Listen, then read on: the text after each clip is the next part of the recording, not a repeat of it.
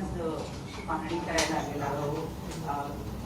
17 वर्ष झाले राज्यामध्ये, खरं तर या कालावधीमध्ये बरेचसे प्रकल्प पूर्ण झाले, प्रत्यक्षात त्याच्यावरून वाहतूक सुरू झाली. या रस्त्याला नेमकी काय अडचण आहे की इतके वर्ष होऊ नये? इथे स्थानिक जे आमदार बिमदार सगळे लोक जी मंडळी आहेत, राजकीय हस्तक्षेपामुळे या सगळ्या गोष्टी होत नाहीयेत. मागे मी एकदा नितीन गडकरींना मी फोन केला होता या बाबतीत. मी त्यांना विचारलं होतं, मी एकदा बोललो पण होतो, पण गडकरींनी मला याचं उत्तर दिलं होतं की कॉन्ट्रॅक्टर कंटाळून निघून गेले. आता नितीन गडकरी जे या रस्ते आणि ह्या सगळ्या गोष्टींचे केंद्रीय मंत्री आहेत, ते जर समजा कोकणातल्या कंत्राटदारांबद्दल कंटाळून निघून गेले असं जर म्हणत असतील तर ते कंटाळले कोणामुळे, कशामुळे कंटाळले? आतापर्यंतचा रिवाज असा आहे की तुम्हाला जर रस्ता बांधायचा असेल तर ज्याला लँड ॲक्विजिशन म्हणतो, ती लँड ॲक्विजिशन ही सरकारने करून द्यायची असते आणि मग पुढे कंत्राटदार ती गोष्ट करतो. हे सगळे रस्ते करत असताना प्रत्येक वेळेला हाच प्रॉब्लेम आलेला आहे की जागा संपादित केलेली नाही, कंत्राटदाराला कंत्राट देऊन मोकळे झालेत, पैसे गेलेत, पैशातनं त्यांचे टक्के गेलेले आहेत आणि रस्ता तिकडेच आहे. हे वर्षानुवर्ष ह्याच गोष्टी होत आल्या, अशाच होत आहेत. आत्ता नवीन बांधलेल्या रस्त्यावर मी आलोय, काय अवस्था आहे नवीन बांधलेल्या रस्त्याची? मला आता हे काहीतरी त्या इथे घेऊन जातात कुठे त्या बायपास, तर मी त्यांना तेच विचारलं, म्हटलं नुसत्या एका बायपासने काय होणार आहे? बनवलेला रस्ता, नवीन बनवलेला रस्ता हा पण जर खराब होणार असेल त्या बायपासने काय होणार आहे 2 किलोमीटरच्या? काय आपण राज्य म्हणून हे माझ्या राज्यातलं आहे, हे नीट व्हायला पाहिजे, चांगलं व्हायला पाहिजे, याच्या दृष्टिकोनातनं विचार न करता याच्यातनं टक्के किती मिळतील या गोष्टींवरतीच जास्ती विचार आहे. आमच्या जमिनी कशा विकल्या जातील, जमिनी घेऊन ठेवायच्या, हेच व्यवहार नुसते सुरू आहेत. बाकी काय सुरू आहे मला जरा सांगा महाराष्ट्रात? आता हे 3ऱ्या मुंबईचं केलंय, बरोबर आहे? आता हे 3रे मुंबई हे सगळ्यात जास्ती महत्वाचं आहे. ही 3री मुंबई आता काय 3री मुंबई काय 2री मुंबई काय चालू आहे, ह्या 3ऱ्या मुंबईची जाहीर केलंय. आता मी तुम्हाला साधी गोष्ट फक्त वाचून दाखवतो. या 3ऱ्या मुंबईमध्ये काय गोष्टी येणार आहेत तर इथे educational city, medical city, sports city, data centre, global capability centre, संशोधन संस्था आणि बीकेसी पेक्षाही मोठं व्यावसायिक केंद्र उभारलं जाणार आहे. आंतरराष्ट्रीय विद्यापीठ, जागतिक तंत्रज्ञान कंपन्या आणि उच्च मूल्य सेवा उद्योगांना आकर्षित करण्याचा प्रयत्नही सुरू आहे. म्हणजे इथे 3ऱ्या मुंबईमध्ये तुम्हाला काय आणायचंय हे महाराष्ट्राला माहिती आहे का? महाराष्ट्राची मुलं मुली तयार आहेत का या गोष्टींसाठी? म्हणजे आपल्याकडचा जो कोणी शेतकरी आहे, आपल्याकडचा जो कोणी जमीनधारक जो आहे, तो फक्त माझी जमीन मालक एवढाच राहणार आणि त्याच्या समोर ही 3री मुंबई उभी राहणार, काय ह्याला काही करायचंय ते, आणि तो फक्त बघत राहणार. म्हणजे या संपूर्ण पेण, पनवेल, उरण ह्या सगळ्या भागातली जी रायगड जिल्ह्यातली जी मुलं आहेत, मुली आहेत, त्यांना काही सांगणार आहोत का आपण? त्यांना काही तयार करतोय का आपण की परत बाहेरच्या राज्यांमधून लोक येणार, पुन्हा इथे नवीन वसाहत होणार? आज जे पुण्याची वाट लागली आहे, जी आपल्या बाकीच्या शहरांची जी वाट लागते, बाहेर कळतंय, बाहेरच्या राज्यांमध्ये कळतंय की काय होणार आहे, त्याप्रमाणे त्यांच्या पोरापोरींना तयार करतायत ते आणि महाराष्ट्रात पाठवत आहेत. आणि आमच्या महाराष्ट्रातल्या मुला मुलींना काही माहित नाही की इथे काय होणार आहे, काय घडणार आहे. त्यांना कोणतीही गोष्ट सांगितली जात नाहीये की बाबा तुम्ही कुठच्या गोष्टींच्या तयारीला लागा, आपल्याकडे काय गोष्टी येणार आहेत, काही माहिती नाहीये. शहरं उभी करायची, रस्त्यांची वाट लावून टाकायची, त्याच्यामध्ये जमिनी विकायच्या आणि जमिनी विकणे एवढा एकमेव धंदा महाराष्ट्रात सुरू आहे आता, कोकणात तर सर्वात जास्ती. कधी कधी वाटतं आता कुठच्याही डेव्हलपमेंटला विरोध करण्यासारखं काही नाहीये, परंतु कोकणाची परिस्थिती पाहिली तर डेव्हलपमेंट नको अशी परिस्थिती आहे आज. कारण ती जर समजा स्थानिक लोकांच्या जर वाट्याला येणार नसेल तर ही डेव्हलपमेंट काय करायची? म्हणजे स्थानिकांच्या काय म्हणतो त्याला जीवावरती ह्या सगळ्या गोष्टी उभ्या करायच्या, त्यांच्याकडनं जमिनी घ्यायच्या आणि त्यांना उद्ध्वस्त करायचं. हा जो जमीन मालक आहे हा काय करेल मला जरा सांगा. ह्याच्या पुढे ह्यांची पोरं पोरी काय करतील?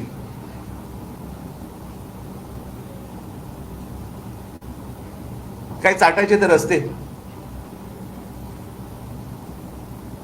आमच्याकडची जमीन, आमच्याकडचं पाणी, आमच्याकडची वीज आणि ह्याच्यावर पोचले कोण जाणार? बाहेरचे. महाराष्ट्रामधल्या मुलामुलींच्या उपयोगाची जर समजा प्रगती, डेव्हलपमेंट ही जर होत नसेल, काय चाटायची ती प्रगती?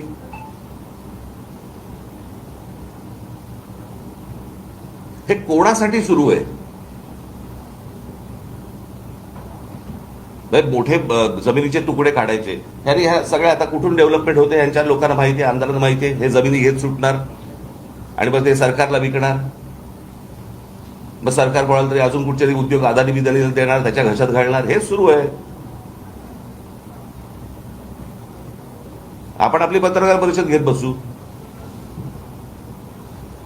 मला असं वाटतं स्थानिकांना ही गोष्ट समजणं गरजेचं आहे. त्यांनी या गोष्टींना विरोध करणं गरजेचं आहे. सगळ्या ठिकाणी नुसते आपले तटकरे, तटकऱ्यांची मुलगी, त्याच्यानंतर तो कोण ठाकूर, ठाकूरांचा मुलगा आहे, त्याच्यानंतर अजून कोणतरी, हेच सुरू आहे.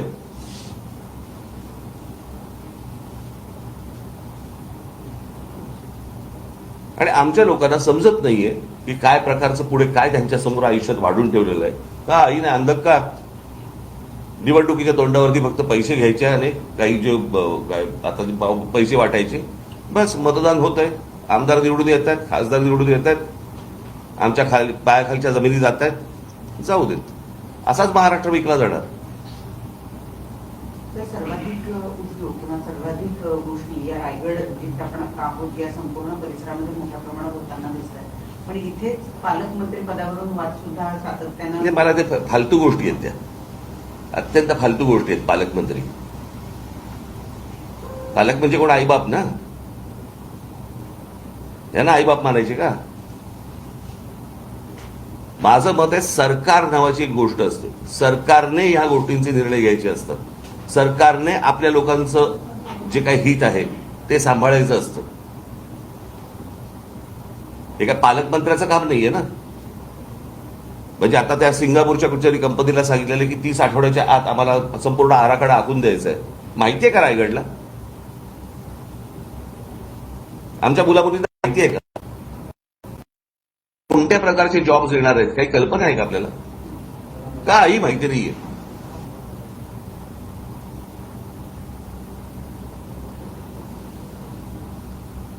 रस्ते करायचे नाहीत, उद्योग कुठचे येतात ते दाखवायचे नाहीत, सांगायचे नाहीत, सगळं लपवून ठेवायचं.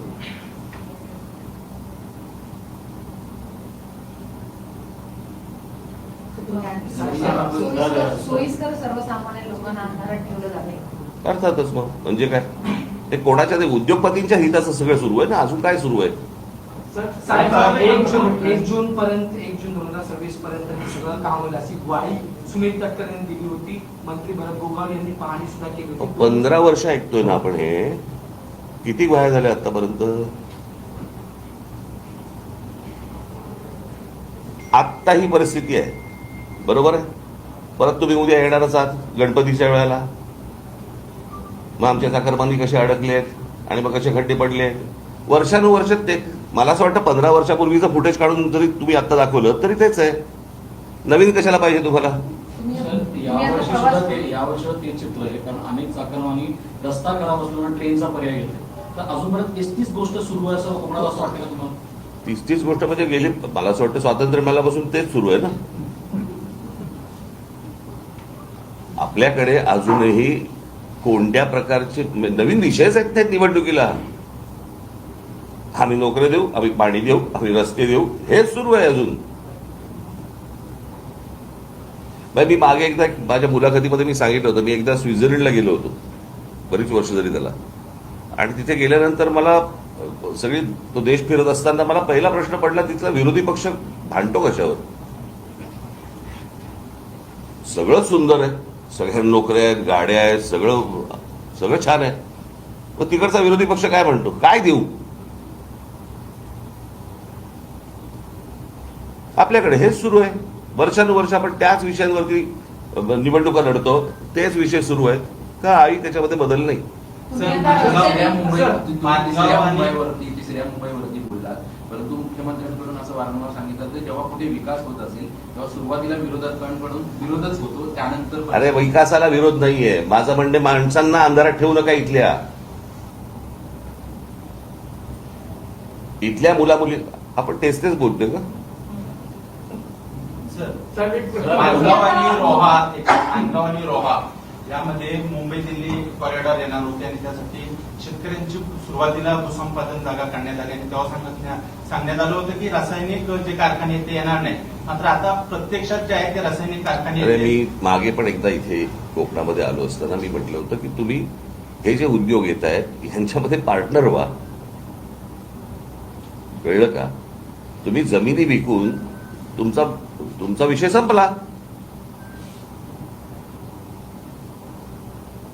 आपण एक त्यातलं सुंदर उदाहरण जर समजा आपण बघितलं तर पुण्यामध्ये मगरपट्टा, बरोबर आहे. सगळे शेतकरी एकत्र आले, सगळ्या शेतकऱ्यांनी मिळून एक मोठ्या प्रकारचा एक प्रकल्प उभा केला, बरोबर आहे.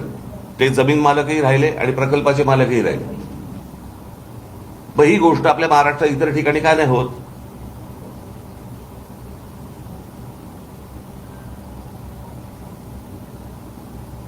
तुम्हाला कोणतरी येतं, तुम्हाला जमीन विकायला सांगतं, तुम्ही काहीतरी पैसे घेता आणि मोकळे होताय म्हणजे काय?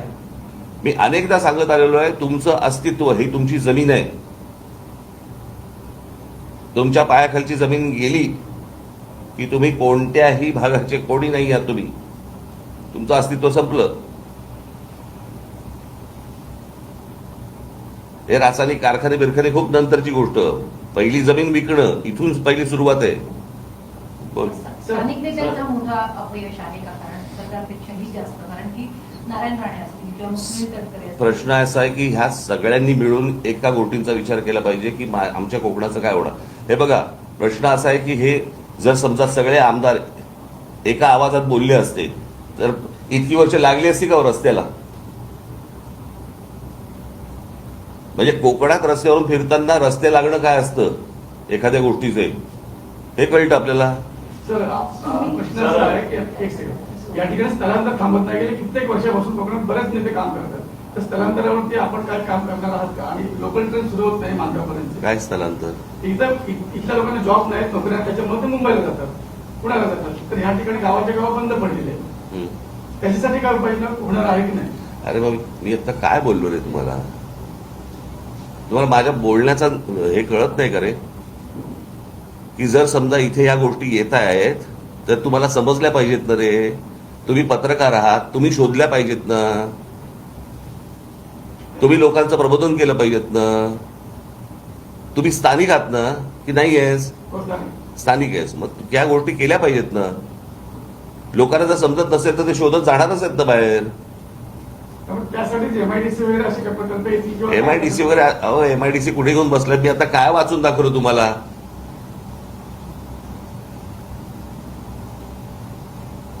सरकारचं इथे काय आणायचं चालू आहे आणि इथल्या लोकांना, स्थानिकांना माहिती नाहीये इथे काय येणार आहे.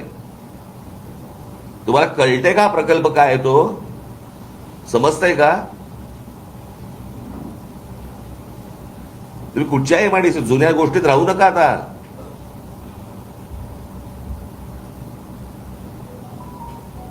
सर, मुंबई गोवा महामार्गावर खारपाडा आहे आणि सुकेळी किल्ला अशा 40 किलोमीटरच्या अंतरामध्ये टोल आहे आणि त्याचा भूदंड मोठा पडणार आहे. अशातच एकदा सर तुम्ही सांगितलं की केंद्रीय मंत्र्यांनी स्वतः हात टेकलेले, मग याच्यात सोल्युशन काय आहे? 17 वर्ष झाले एखादा प्रकल्प रखडतो, मंत्री होऊन जातात, आमदार येऊन जातात, सरकार बदलतात, मग आता याच्यावर सोल्युशन काय? कारण 1.5 वर्षांपूर्वी याच्या आंदोलन पण केली. म्हणूनच मी तुम्हाला सांगतो ना की या सगळ्या याच्यामध्ये सोल्युशन हे सत्ता बदल एवढंच आहे. माणसं बदलणं गरजेचं आहे. जर समजा तुम्हाला इतकी वर्ष तर 30 माणसं तुम्ही निवडून देणार असाल आणि त्याच विषयांवरती जर समजा तुम्ही बोलणार असाल, उपयोग काय त्याचा? जे निवडून येत आहेत ते म्हणतात ह्यांना काही फरकच पडत नाही, रस्ता चांगला करायचा तर वाईट ठेवा. हे काय निवडणुकीच्या वेळेला आम्हाला निवडून देत आहेत कोणत्या का मार्गाने असे ना. एकदा हा तुम्ही त्यांचा भ्रम तोडत नाही तोपर्यंत काहीच होणार नाही. त्यांना धक्के दिल्याशिवाय कुठेही तुम्हाला बदल आढळणार नाही. दोन दिवसापूर्वी तुम्ही नाशिकचा दौरा करून आलात आणि नाशिक पुणे जो रस्ता आहे रेल्वे मार्ग जो आहे, तो बदलण्यात आलेला आहे. आता आज तिथे आंदोलनं होत आहेत, तो रस्ता बंद पाडलेला आहे. जो मूळ मार्ग आहे तोच मार्ग थेट नाशिक पुणे असाच मार्ग मला आहे. माहिती नाही, मला मी पाहिलं नाही, बघतो. साहेब, रायगडपासून ते सिंधुदुर्ग मालवणपर्यंत तेच नेते आणि तेच आमदार खासदार निवडून येतात. पण मागच्या निवडणुकीचं चित्र जर पाहिलं सोशल मीडियावर अनेक वेळी आले की धमकावलं जात होतं मतदारांना, जर मतदान दिलं नाही तर तुमचा निधी बंद केला जाईल, आणि ह्या सगळ्या भीतीतून मतदारांनी मतदान केलं असेल. समजा निधी येतोय असं पकडूया, तरी काय बदल होतोय? कोणता निधी येतोय जो बंद करायची धमकी दिली जाते? येऊनही उपयोग नाही ना, परिस्थिती बदलते का काही? मग मतदारांनी या गोष्टींचा विचार केला पाहिजे. मतदार जोपर्यंत या गोष्टींचा विचार करत नाही तोपर्यंत काही गोष्टी घडणार नाहीत. असंच चालू राहणार. माझ्या चॅनलला सबस्क्राईब करा आणि बेल आयकॉन दाबा, जेणेकरून तुम्हाला माझे नवीन व्हिडिओ मिळतील.